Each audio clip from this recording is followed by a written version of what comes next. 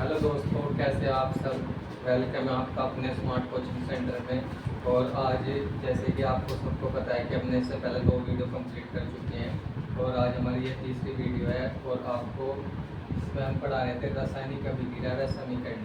तो जहाँ से हमने पहली वीडियो में ख़त्म करा था और वहीं से आज हम शुरू करेंगे। और आप सबको अपना अच्छे से नोट्स बनाना है। और ये वीडियो 10th क्लास के लिए व ग्रुप डी के और रेलवे के जितने भी एग्जाम हैं उनके सब के लिए यूज़फुल रहने वाली है। ये तो पहले जो पढ़ रहे हैं बेसिक का है, थोड़ा फिर में नहीं आएगा, लेकिन अब जो आगे चलेगा वहाँ से लगभग 1 से 2% आपको देखने को जरूर मिलेगा। ठीक है, तो आज हम वहीं से शुरू करते हैं जहाँ से हमने अपनी वीडियो खत्म की। तो हमने इसमें पढ़ाया था, आपको पहले हमने शुरू करता कि आपका ब्रह्मांड के बारे में बताया था हमने कि ब्रह्मांड जो है संपूर्ण ब्रह्मांड द्रव्य ऊर्जा से मिलकर बना है। और द्रव्य क्या है वह वस्तु जो स्थान घेर जिसका अपना भार हो द्रव्य होगा। और आपकी जो ऊर्जा है वो क्या कार्य करने की क्षमता को ऊर्जा कहते हैं। ठीक है, तो आपके जो द्रव्य और ऊर्जा है अंतरा परिवर्तन होंगे और उनमें जो अंतरा परिवर्तन होंगे ब्रह्मांड के टिके रहने का स्थायित्व का कारण बनते हैं। उसके बाद हमने पढ़े थे इसमें द्रव्य में 2 प्रकार से परिवर्तन होगा, भौतिक परिवर्तन, रासायनिक परिवर्तन। तो हमने कल कंप्लीट करा था रासायनिक परिवर्तन और अभिकारक रासायनिक अभिक्रिया कैसा। तो आज हम पढ़ेंगे यहाँ से उत्प्रेरक।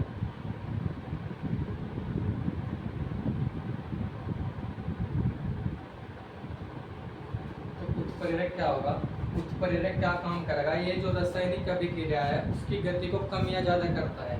तो उत्प्रेरक का कार्य क्या होगा, जो रासायनिक अभिक्रिया गति को कम या ज्यादा करता है उसे उत्प्रेरक कहते हैं। तो आप लिखेंगे इसमें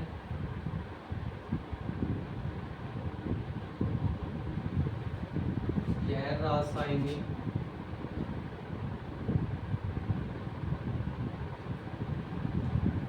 अभिक्रिया की रासायनिक अभिक्रिया की गति को कम व ज्यादा करता है। यानी कि उत्प्रेरक का कार्य क्या होगा, जो रासायनिक अभिक्रिया आपकी उसकी गति को कम व ज्यादा करता है। इस प्रेरक का ये काम है। तो आपने समझ गया, हमने इसमें उत्प्रेरक पढ़ा। अब देखो इसमें पढ़ेंगे हम जो आपकी रासायनिक अभिक्रिया है, रासायनिक अभिक्रिया का निरूपण। इसके बाद पढ़ेंगे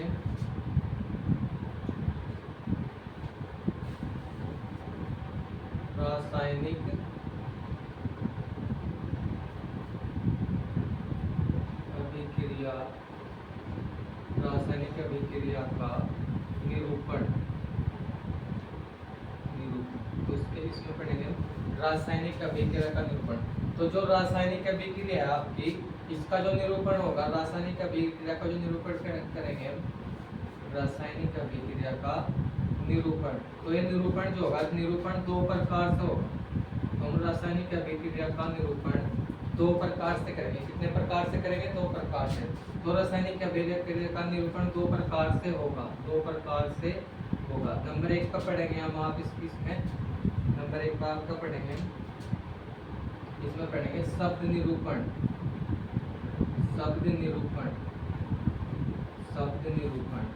और नंबर 2 का पढ़ेंगे आपका प्रतीक या सूत्र निरूपण।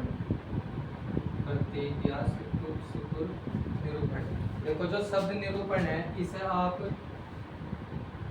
शब्द समीकरण भी बोल सको। शब्द समीकरण जो आपका सूत्र निरूपण है, शब्द निरूपण है, इसे आप शब्द समीकरण बोल सको। और जो आपका प्रतीक या सूत्र निरूपण है इसे आप प्रतीक या सूत्र समीकरण भी कह सको। तो हम क्या कह सके, इसका जो शब्द निरूपण है इसे हम शब्द समीकरण भी कह सके। और जो प्रतीक या सूत्र निरूपण है इसे आप प्रतीक सूत्र निरूपण भी बोल सकते हो। ठीक है, तो जिसे स्क्रीनशॉट लेना हो ले सकता है स्क्रीनशॉट। इसके बाद हम आगे चलते हैं।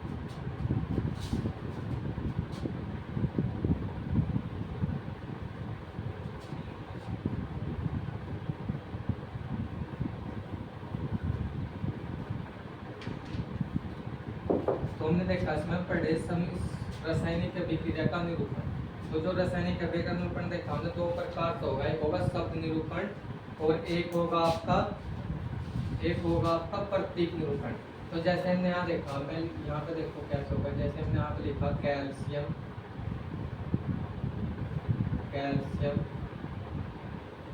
ऑक्साइड, कैल्शियम ऑक्साइड इसे ही बोलेंगे आप बिना बुझा चूना, कैल्शियम ऑक्साइड या बिना बुझा चूना, कैल्शियम ऑक्साइड या बिना बुझा चूना। तो कैल्शियम ऑक्साइड की जब हम जल के साथ क्रिया करेंगे, कैल्शियम ऑक्साइड की जल से अभिक्रिया, कैल्शियम ऑक्साइड की जल से अभिक्रिया। तो जब इसकी जल से अभिक्रिया करेंगे तो हमें कैल्शियम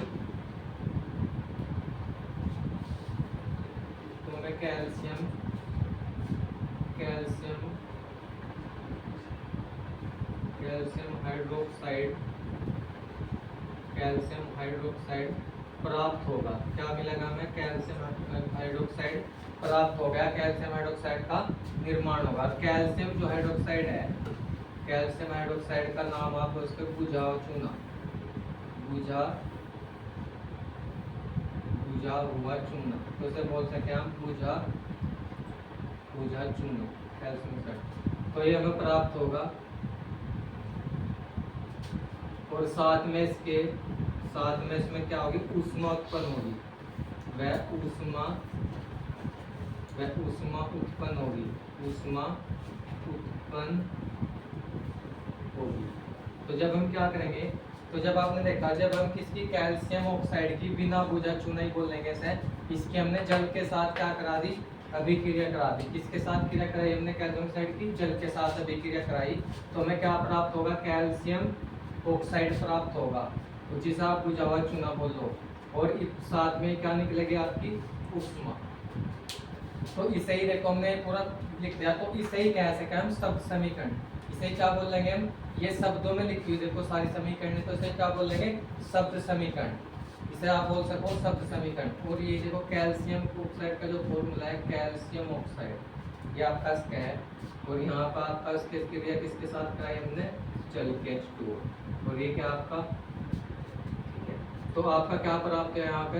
कैल्शियम हाइड्रोक्साइड, ये कैल्शियम हाइड्रोक्साइड प्राप्त है। साथ में इसकी क्या निकलेगी? ऊष्मा। तो ये जो हमने लिख दी, देखो इस प्रतीकों में सूत्रों में लिख दिया, इनके सूत्र है। कैल्शियम ऑक्साइड का रासायनिक सूत्र ये है, और जल का रासायनिक सूत्र ये है, और कैल्शियम हाइड्रोक्साइड का सूत्र ये है। तो इस सब क्या बोलोगे आप? इसे बोलोगे प्रतीक निरूपण। समझिए ना भाई? तो इसे आप क्या बोलोगे? प्रतीक निरूपण। और इसे बोलोगे आप शब्द निरूपण। ठीक है, तो इसे ही आप शब्द समीकरण भी बोल सको, ऐसा बोल सको। इसे बोलोगे नहीं, ये हो गया आपकी क्या नाम? प्रतीक निरूपण, और ये हो गया आपकी शब्द समीकरण। समझ गए? तो यहाँ तक ये दोनों पॉइंट आपको अच्छे से समझ में आएंगे। उम्मीद है कि आपको प्रतीक समीकरण भी समझ में आ गए होंगे और आपका शब्द समीकरण भी समझ में आ गई। ठीक है, तो इसके बाद जिसे इसे उतारना होगा भाई को स्क्रीनशॉट ले सकता है। इसके बाद फिर आगे बढ़ते हैं। ठीक है, तो आप सबने अब इसके बाद देखो, तो थोड़ी सी यहाँ पे बेसिक जानकारी देंगे आपके कि ये सब समीकरण को लिखते कैसे हैं।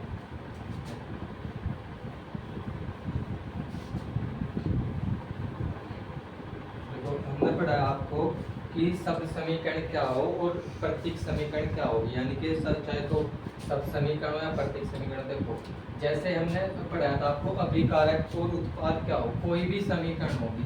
जैसे हमने लिया कार्बन, ये कल भी लिखवाई थी आपको, और ऑक्सीजन के मिलकर क्या बना दिया? आपका CO2 कार्बन डाइऑक्साइड बना दिया।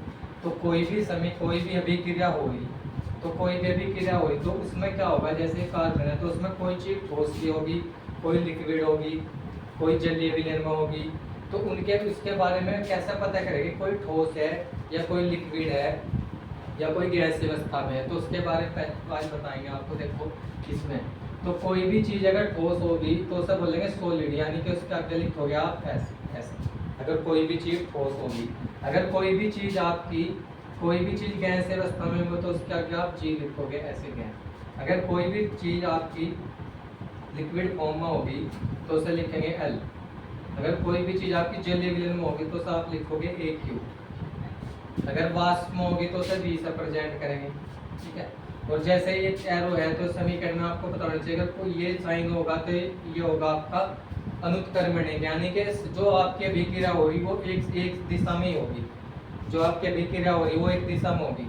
और अगर आपकी अभिक्रिया दोनों तरफ चलेगी तो फिर आप अनुत्क्रमणीय साइन का प्रयोग करोगे। ऐसे समझिए भाई, तो आप किसका प्रयोग करोगे? अनुत्क्रमणीय साइन का।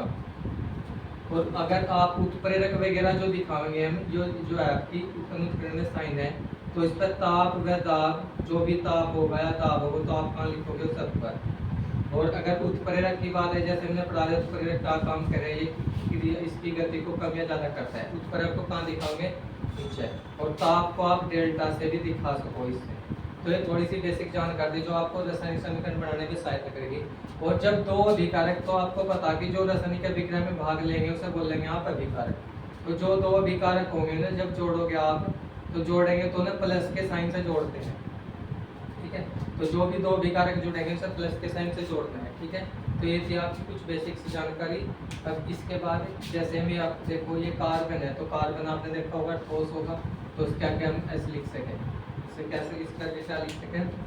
एस, क्योंकि सॉलिड है। ये क्या आपका? ये सॉलिड है। और जो आपकी ये ऑक्सीजन क्या हो गया? तो हम इसके आगे चीज लिख सकें। ये क्या हो गया आपकी? गैस। और ये देखो CO2 कार्बन डाइऑक्साइड, ये भी आपकी गैस है, तो उसके आगे भी आप क्या लिख सको? जी लिख सको। तो ये प्रेजेंट कर रही है कि यहाँ जो कार्बन है ठोस है, और जो ऑक्सीजन है गैसीय अवस्था में, और जो आपका कार्बन डाइऑक्साइड है ये भी गैसीय अवस्था में, ठीक है। तो समीकरण आते जैसे भी हमने आपको समीकरण पढ़ाई कैल्शियम ऑक्साइड,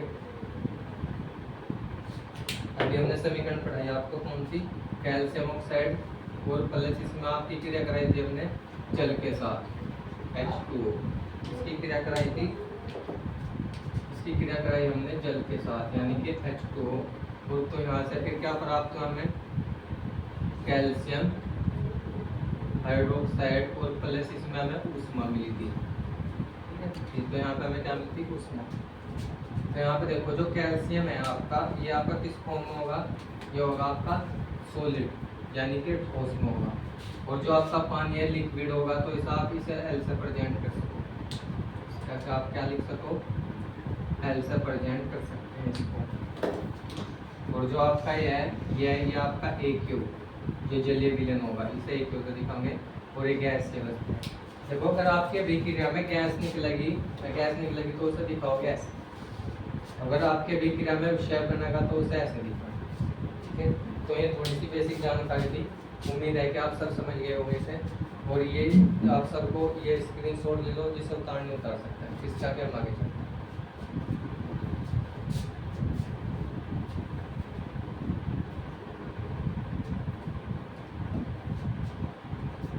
ठीक है, तो आप सबने उतार लिया होगा।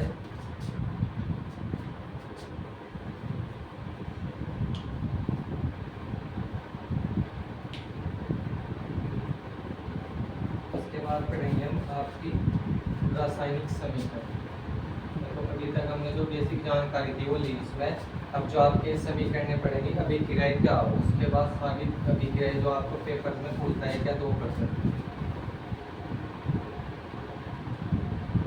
रासायनिक समीकरण,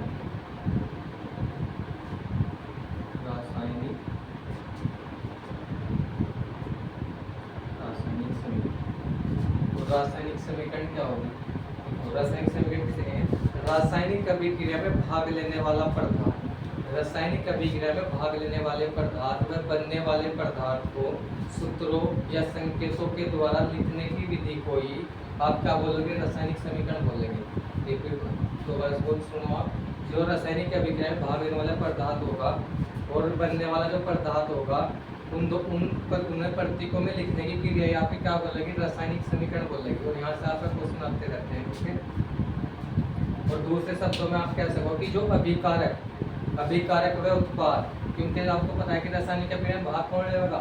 अभिकारक, और बनेगा क्या? उत्पाद। तो अभिकारक व उत्पाद को प्रतीकों या संकेतों में लिखने की विधि आपकी क्या कहलाएगी? रासायनिक समीकरण कहलाएगी। लिखेंगे इसकी परिभाषा।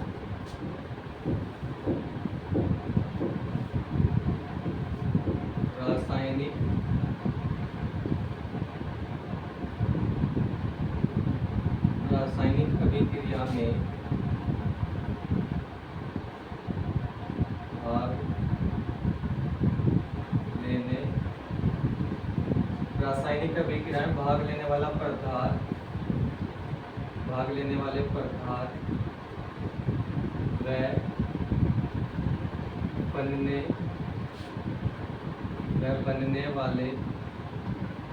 बनने वाले पदार्थों को सूत्रों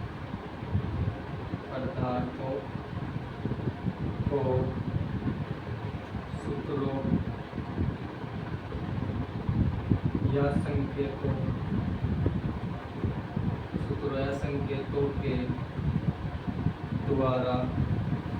द्वारा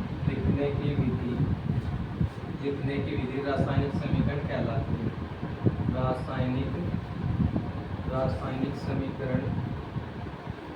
रासायनिक समीकरण कहलाती है। रासायनिक समीकरण कहलाती, यानी कि क्या समझ यहाँ से आप, जो आपके रासायनिक समीकरण होगी ना, रासायनिक अभिक्रिया में भाग लेने वाले पदार्थ व बनने वाले पदार्थों को सूत्रों व संकेतों के द्वारा लिखने की विधि क्या कहलाएगी? आपकी रासायनिक समीकरण कहलाएगी। जैसे आपने देखा जस्ता, यह जस्ता है, और इसमें आपने देखा सल्फ्यूरिक अम्ल, तो उसकी क्रिया हमने कराई सल्फ्यूरिक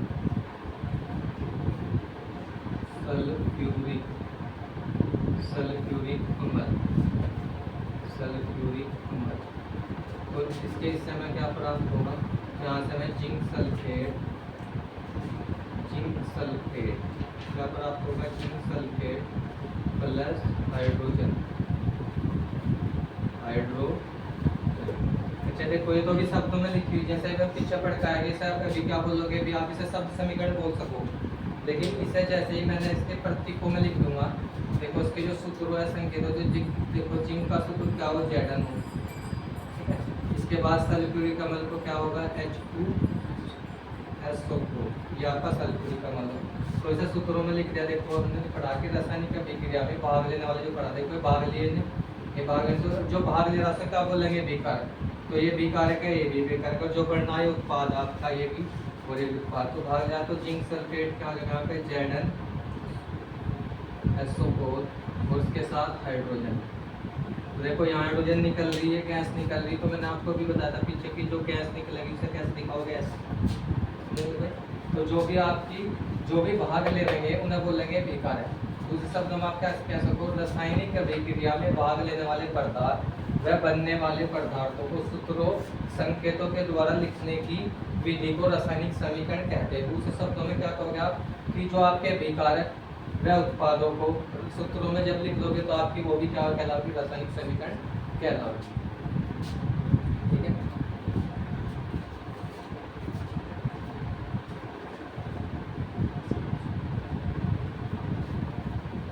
तो आप सब इसका स्क्रीनशॉट ले सकते हो, और उसके बाद फिर हम आगे बढ़ते हैं।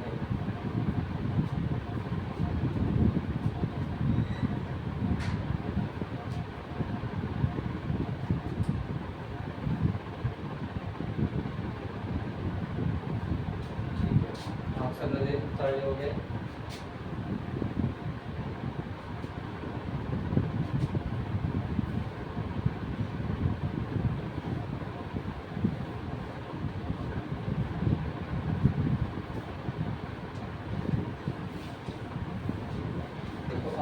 आपने पढ़ी है रासायनिक समीकरण, इसमें एक टॉपिक हो रहा है कंकाली समीकरण, उसके बाद समीकरणों को संतुलित करना सिखाएंगे, और फिर इसके बाद जो बेसिक जानकारी आपकी खत्म होगी, फिर यहाँ से मेन टॉपिक जो आपका स्टार्ट हो जाएगा। तो आप लिखो हेडिंग कंकाली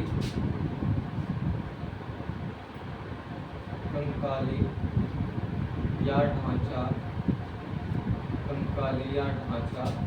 या असंतुलित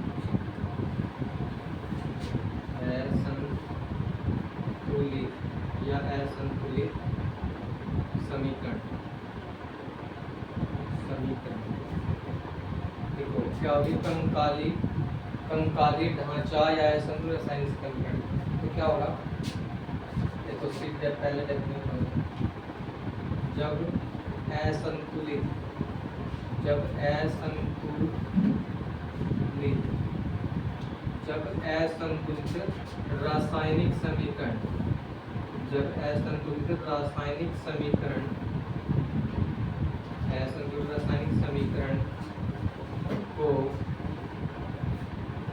असंतुलित रासायनिक समीकरण को सूत्रों या संकेतों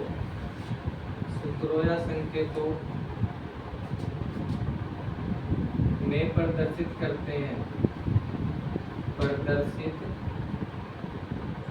जब असंतुलित रासायनिक समीकरण को सूत्रों या संकेतों में प्रदर्शित करते हैं या लिखते हैं, आप कैसे को लिखते हैं, प्रदर्शित करते हैं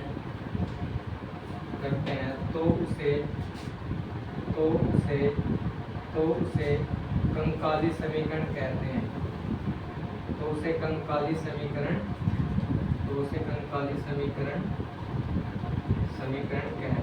तो उसे क्या बोलोगे आप? कंकाली समीकरण कहते हैं। जैसे देखो, जैसे हमने क्या लिया, देखो हाइड्रोजन और ऑक्सीजन लिया और दोनों में क्या बनेगा आपको पता है। चलो देखो, अब ये असंतुलित क्या होगा? जैसे कि आपने देखा होगा पहले आपके, अब तो इलेक्ट्रॉनिक कांटे हैं, पहले क्या तराजू होती, तो तराजू क्या होता, तो दोनों तरफ उसमें वेट क्या आता, बराबर होता, तो जब भी उसे संतुलित बोले थे। जैसे आपको आपने चीनी ली 1 किलो, तो वो आपको जो दुकानदार 1 किलो का बाट रखता था और दूसरे और 1 किलो चीनी, तो उसकी मात्रा बराबर होती थी। तो उसे ही संतुलित करना मतलब जो दोनों और मात्रा उसकी बराबर हो। या देखो यहाँ पे जो आपकी हाइड्रोजन है, इसके देखो कितने परमाणु हैं, 2 परमाणु हैं, और ऑक्सीजन जो आपकी इसके भी 2 परमाणु हैं। लेकिन यहाँ पे हाइड्रोजन आपकी यहाँ पे 2 परमाणु, लेकिन ऑक्सीजन का कितना परमाणु? 1 परमाणु। तो यहाँ पे आपकी समीकरण संतुलित नहीं है। और अगला जो टॉपिक होगा आपका, रासायनिक समीकरण संतुलित कैसे करेंगे, वही सिखाएंगे। तो आज के लिए इतना ही। और आपको अगर वीडियो अच्छी लगी तो लाइक, कमेंट और शेयर करें, अपने दोस्तों को भी दिखाएं और सब्सक्राइब करें, जिससे हमें मोटिवेशन मिलता रहे और आपके लिए और अच्छी से अच्छी मेहनत करें और वीडियो लेकर